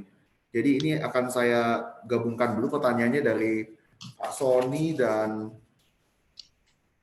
Ibu Pamela. Yang pertama dari Bapak Sony nih, Prof. Apakah vaksin memengaruhi diabetes mellitus? Bagaimana itu, Prof? Vaksin, ya. Vaksin itu kan dia yang ada kan tidak merupakan virus yang sudah dimatikan. Yang ada, ya, walaupun ada virus RNA. Tentu yang kita takut mungkin vaksin jangan salah virus yang dimatikan itu, attenuated itu. Tapi itu tidak akan mempengaruhi kenaikan gula darah karena dia tidak menimbulkan gangguan di organ-organ. Berarti tidak ada masalah, ya, Prof, berarti, ya? Tidak, karena itu kan pasien diabetes itu boleh divaksin.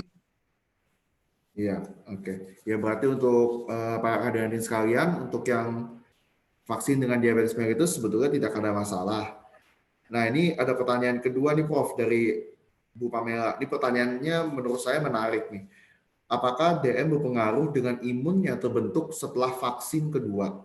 Dan bagaimana penanganannya apabila setelah dicek antibodinya setelah 1 bulan setelah vaksin kedua hasilnya tidak terbentuk? Apakah vaksin ulang atau bagaimana nih, Prof, kalau terjadi seperti ini? Ya, pada pasien diabetes mellitus kalau dalam vaksinasi itu memang kita harus melihat juga ada yang belum bisa saat itu divaksin, ya. Tapi bukan berarti tidak boleh. Dia boleh divaksin dengan kondisi yang pengobatan teratur, tidak ada komplikasi atau dalam keadaan stabil, ya. Dan dia tidak mempengaruhi tidak mempengaruhi gula darah. Dia hanya membentuk peningkatan imunitas dari tubuh kita.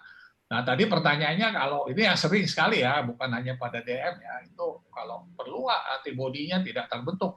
ya kita tidak bisa memonitor dengan antibodi saja, karena dalam penelitian di Bandung itu juga kan mereka punya teknik sendiri untuk memonitor apakah orang ini sudah mempunyai kekebalan atau tidak. Karena kekebalan itu ada kekebalan yang tadi yang dibilang antibodi tadi, ya, ada kekebalan seluler yang kita tidak bisa deteksi kecuali di dalam penelitian karena dia harus pakai virus itu. Ya.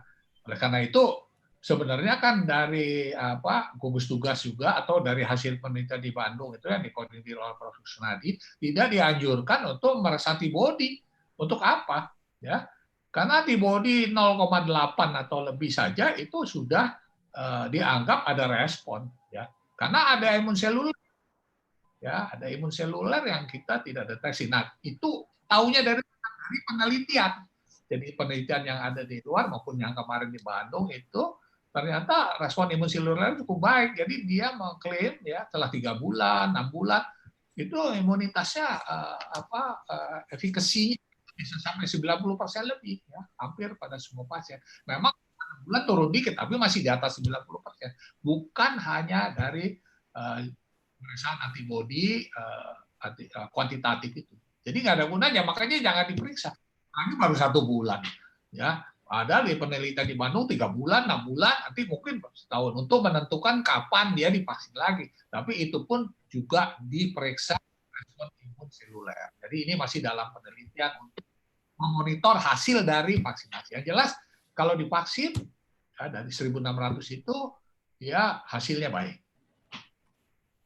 Ya, jadi itu telah dijawab ya Bu Pamela ya oleh Prof. Jadi jangan langsung diperiksa begitu dengan cepat begitu ya Prof, karena ini masih juga diperiksanya di Bandung aja bisa 3 bulan, 6 bulan baru ada. Nah jadi jangan jadi patokan ya, begitu Prof ya, jangan jadi patokan ya antibodinya ya. Menurut saya nggak perlu diperiksa buat apa. Saya juga udah vaksin 2 kali nggak saya periksa. Karena ya bikin bingung kalau hasilnya cuma 2 misalnya. Atau belum keluar. Iya. Ya, jadi intinya untuk pemeriksaan antibodi jangan jadi patokan terlebih dahulu, ya. Lalu ini ada pertanyaan dari Ibu Hana. Ini pertanyaannya banyak sekali dan kebetulan bagus juga nih pertanyaannya nih. Cuman akan saya pilih beberapa yang bagus aja ya. Ini dari Bu Hana. Jadi ini dia sebelumnya udah pernah periksa HbA1c nih Prof. Hasilnya tuh 5,6. Nah, sepertinya nih ibunya khawatir nih karena udah terlalu mepet dengan batasnya kan ada yang 5,7 sampai 6,5. Nah, ini apakah perlu diturunkan atau tidak? Kalau diturunkan bisa terjadi hipoglikemia atau tidak? Bagaimana Prof ini Prof? Iya. Ya memang harus hati-hati jangan terlalu rendah ya. Itu 5,6 ya. 5,6. Jadi kalau 5,6 itu kira-kira sekitar 120-an ya gula darahnya. Jadi itu bagus ya. Ya udah jangan diturunkan lagi karena targetnya kan 5,7. Nah, 5,7. Jadi jangan di bawah 5 lah. Kalau di bawah 5 ya nanti hipo dia.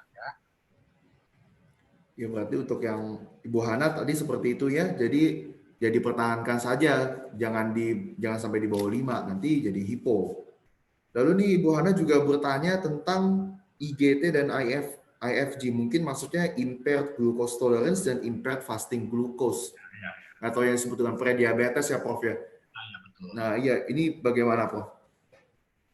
Ya sekarang ya dulu kalau nggak salah itu sebelum tahun 2013 kita itu kalau menemukan pasien prediabetes hanya kita memberikan edukasi ya sampai ke tingkat puskesmas itu.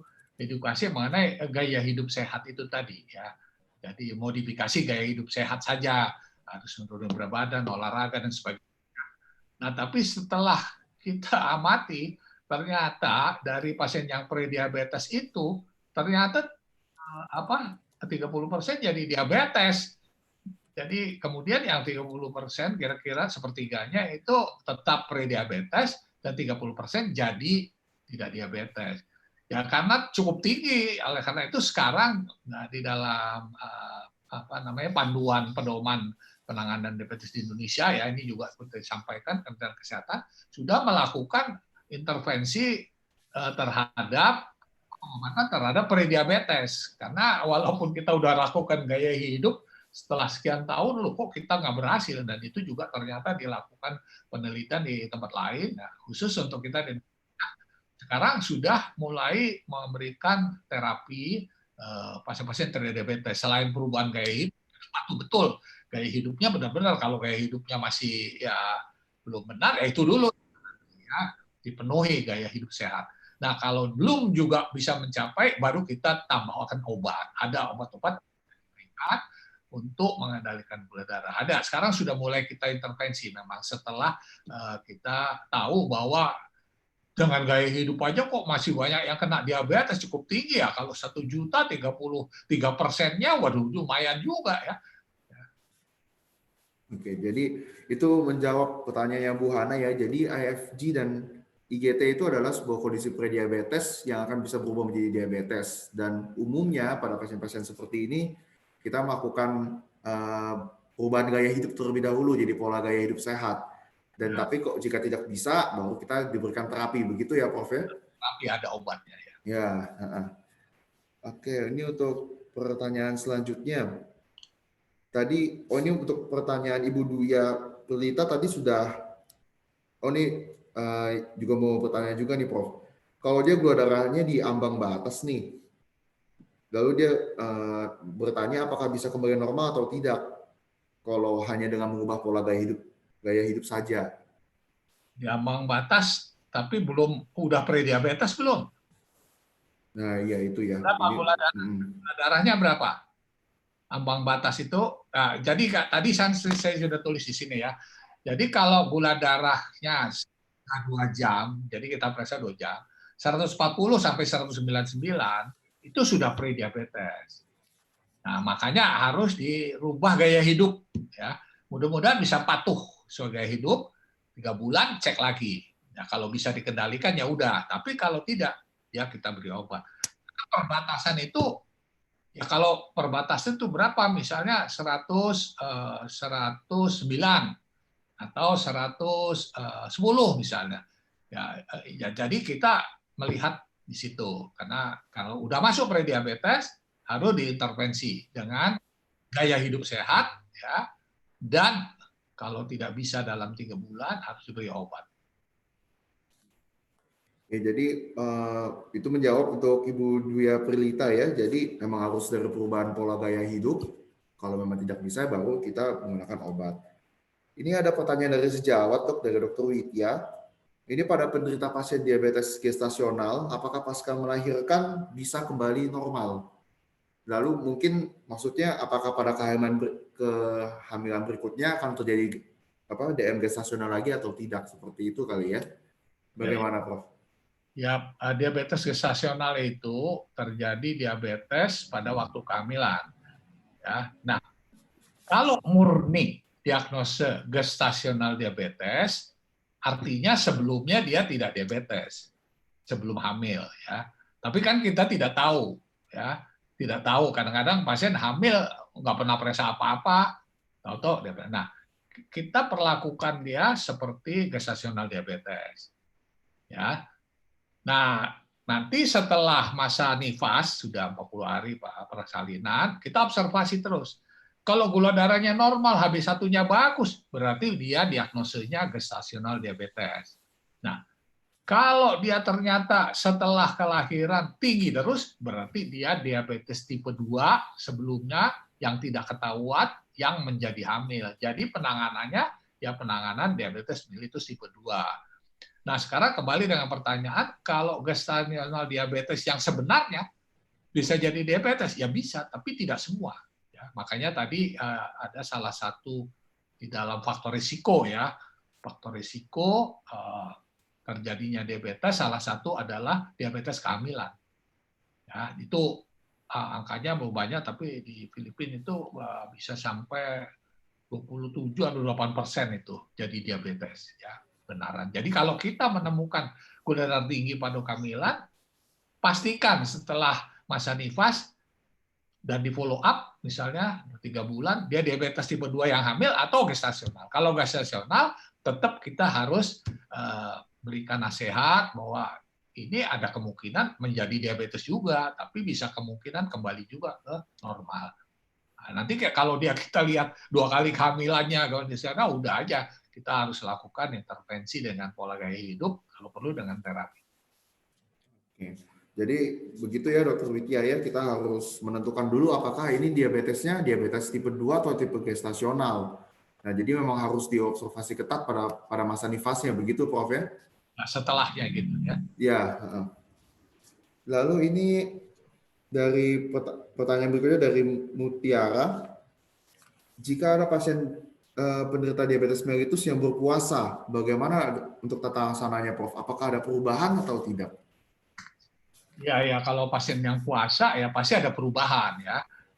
Ya tentu ini tiap orang beda-beda karena tergantung terapi. Yang berpuasa ada perbedaan. Jadi ada yang hanya pakai obat, ya itu pasti dosisnya dirubah. Jadi biasanya dosis yang pagi itu kita masukkan kepada dosis waktu berbuka puasa. Nah, dosis yang sore kita masukkan ke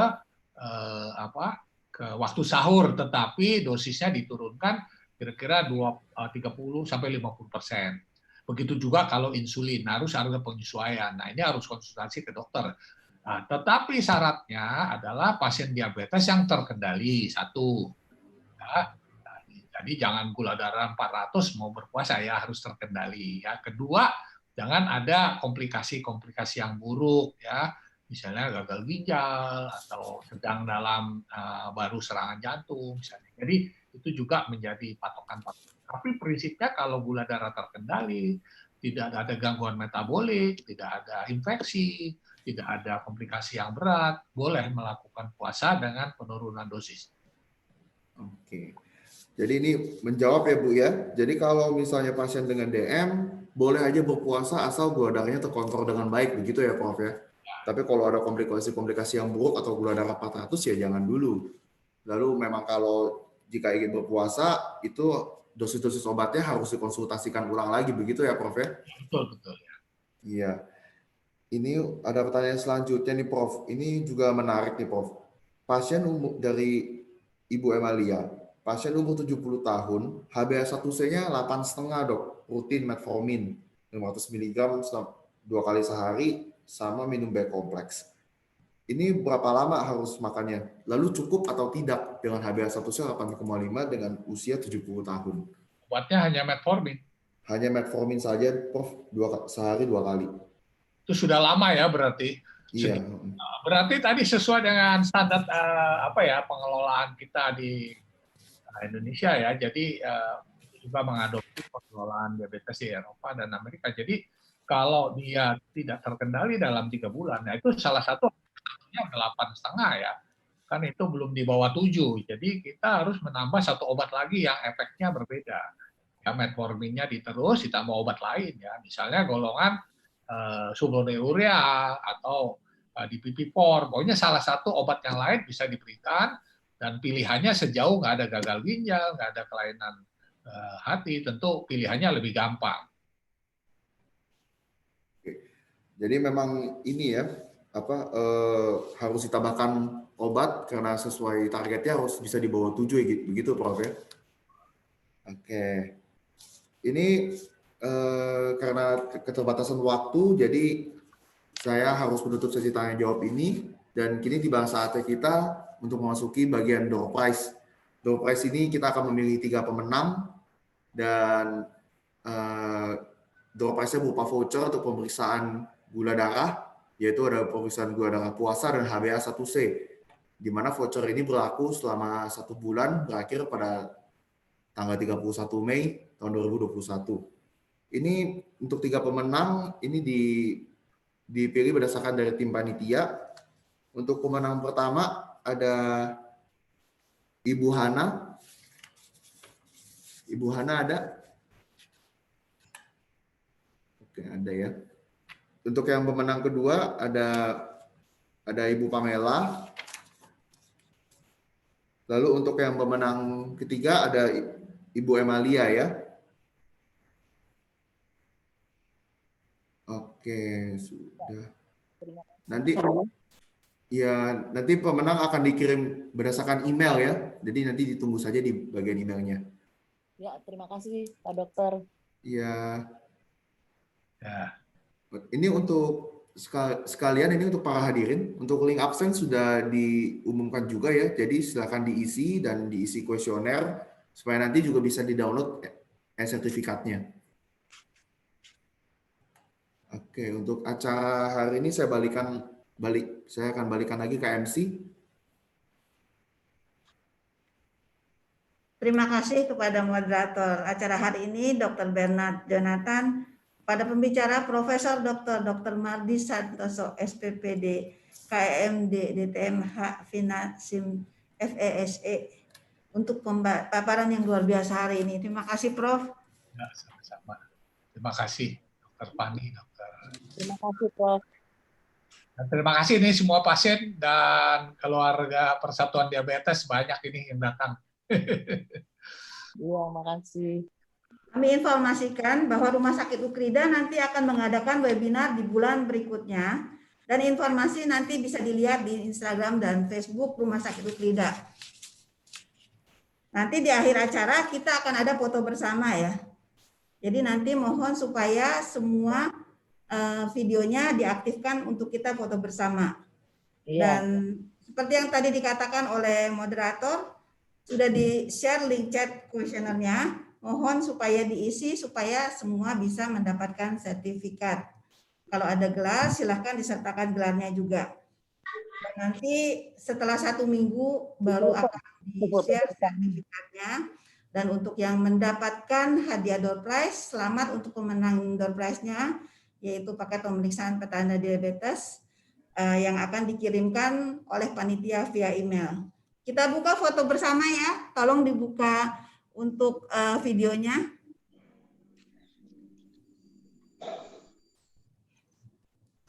Kelihatannya masih ada yang belum terbuka ya videonya, mohon supaya dibuka semua. Ini akan menjadi kenang-kenangan kita untuk berfoto bersama Prof. Ya, ayo. Senyum. Pakai masker, Prof. Jadi nggak kelihatan senyumnya. Ya, terima kasih tuh. Yang di rumah boleh buka maskernya kalau sendirian, tapi kalau di tempat ramai-ramai jangan lupa supaya tetap pakai masker. Silakan. Iya, foto sambil ngomong boleh ya. Selamat siang, Dok. Ya, Dr. Yudin, Prof. Dr. Hans, Bu Yuni, dan teman-teman, Bu Malia, Bu Pamela. Selamat siang, Prof. Saya dari Bogor, 2 yang Selamat hadir. siang, Prof. Ya. Bapak Wargontono dan saya, Susan. Ya, Susan. Terima kasih, Prof. Cabang Bogor. Siap, Ketua dan Wakil hadir. Hadir ya, Pak Wayono ada juga ya. Kapan bersedia kumpul-kumpul? Bapak Wargontono siap hadir. Belajar Zoom dulu. Selamat pagi, Prof. Mardi. Ya, pagi. Kapan nih? Dari Malang, Lintang. Dr. Lintang. Wah, ini koncoku ini. Selamat pagi. Wah, ini teman Ini Yati. Ini belum dibuka nih. Dr. Lintang masih ya. Sama-sama. Salam buat Prof. Bambang. Ye, matur nuwun saya sampaikan. Sukses, salam untuk semuanya. Ya, terima kasih. Ini apa kabar? Selamat pagi, Dok. Agus Mitro, Depok. Ya, Agus ya. Ya, Agus, apa kabar? alhamdulillah sehat Depok nih. Sehat ya. Iya. Depok bikin ulang tahun ya? Ya, nanti. Ya. Bapak Ibu semua, saya juga mau menginformasikan bahwa dari Rumah Sakit Ukrida kita ada paket promo khusus ya untuk swab antigen dan PCR. Nanti bisa dilihat ini mulai berlaku per 1 Mei. Jadi nanti boleh kalau yang mau mengambil promo tersebut bisa menghubungi admisi karena harganya cukup ekonomis sekali. Apalagi di masa pandemi seperti ini kita perlu untuk berjaga-jaga supaya jangan sampai kita terkonfirmasi positif ya. Jaga terus kesehatannya. Sekali lagi saya ucapkan terima kasih atas partisipasi Bapak Ibu semua. Sampai bertemu lagi pada webinar berikutnya. Salam sehat dan jangan lupa ikuti protokol kesehatan. memakai masker, jaga jarak, dan rajin cuci tangan. Terima kasih semuanya. Selamat siang. Terima kasih. Selamat siang. Terima kasih, Prof. Terima kasih, Prof. semuanya. Thank you, Dok. Thank you, Frida. Sakit sehat selalu. Terima kasih. Fotonya udah selesai belum? Terima kasih, Dok.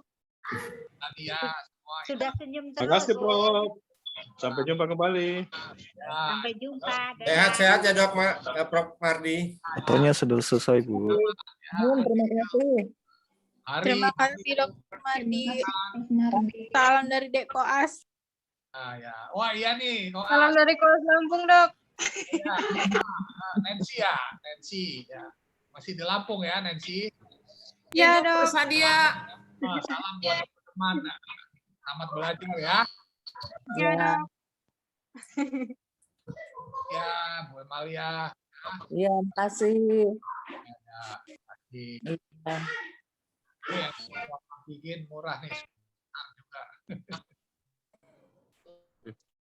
Ya, sampai jumpa, Prof. Ikut semua, terima kasih ya.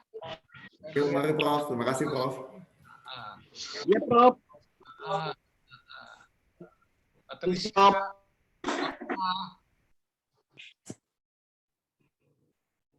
Baik ya, saya undur dulu ya. Ya, Prof. Selamat siang, permisi. Susan, Pak Agus, semua ya.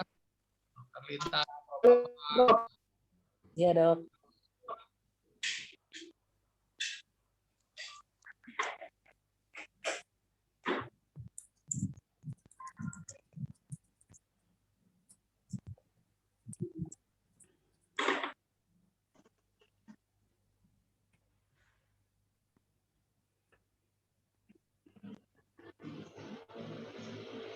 Izin chat ya, Prof. Ya, ya.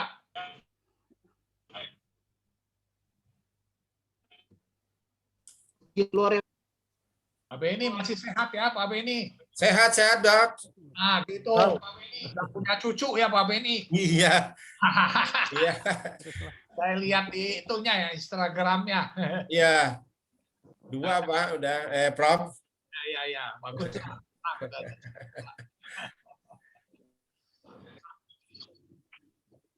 Yang bagus nanti topiknya bisa itu, Prof. Apa diabetes dengan penglihatan, Dok. Dengan mata. Iya. Optometri kerjasama dengan rumah sakit tuh, ayo. Iya. Sering-sering kita lakukan seperti ini, Dok. Ya, Bu Susanti. Untuk menjadi semangat dan sekalian silaturahmi jarak jauh. Ya, betul ya, karena nggak bisa ketemu. Karena dengan pandemi kita tidak pernah jumpa, dan untuk kegiatan di rumah supaya tidak jenuh. Ya, Bu Susanti, nanti diteruskan kegiatannya dengan kegiatan yang mirip-mirip ini ya. Siap. Terima kasih banyak. Saya mohon pamit. Anggota. Selamat siang. Bagaimana, Prof? Ada Dokter Kabul ya? Betul. Salam sehat. Dokter Kabul masih di Cimahi ya? Di Bandung. Di Unjani. Masih Mantap sekali. Masih jadi mantap, dosen. jelas, tegas. Ya. Cerahannya istimewa sekali. Ya. Salam sehat.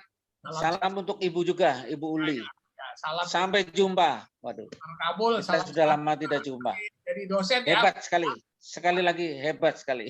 Masih ngajar kan, Dokter Kabul? Saya mendengarkan. Ya masih lah. Ini ilmunya wah, istimewa nih. Jelas gamblang. Oke, mantap. Selamat. Ya, sampai jumpa. Selamat bertugas, Dokter Kabul. Ya, sama-sama. Selamat bertugas. Ya, masih PJJ saya. Salam buat keluarga dan teman-teman. Ya, terima kasih sama-sama. Teman-teman ke Bandung mampir. Oke.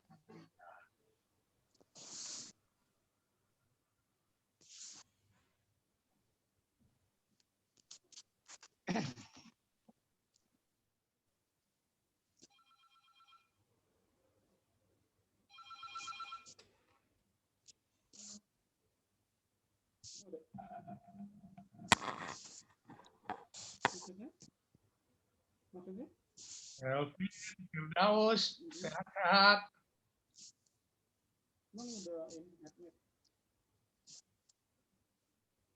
Halo, Marti. Yo, Separi. Wit, apa kabar?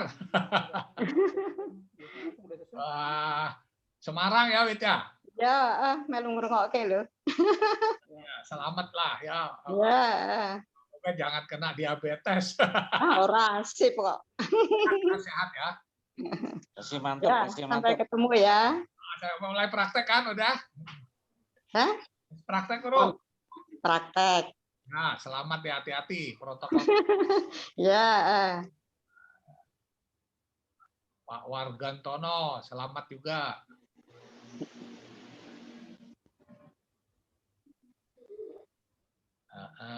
Firdaus, Kelvin, selamat ya. Oke. Ya dok. Ya, oke. Terima kasih dok materinya dok. Ya, silakan ya. Mudah-mudahan bermanfaat ya, Firdaus, Kelvin. Amin dok.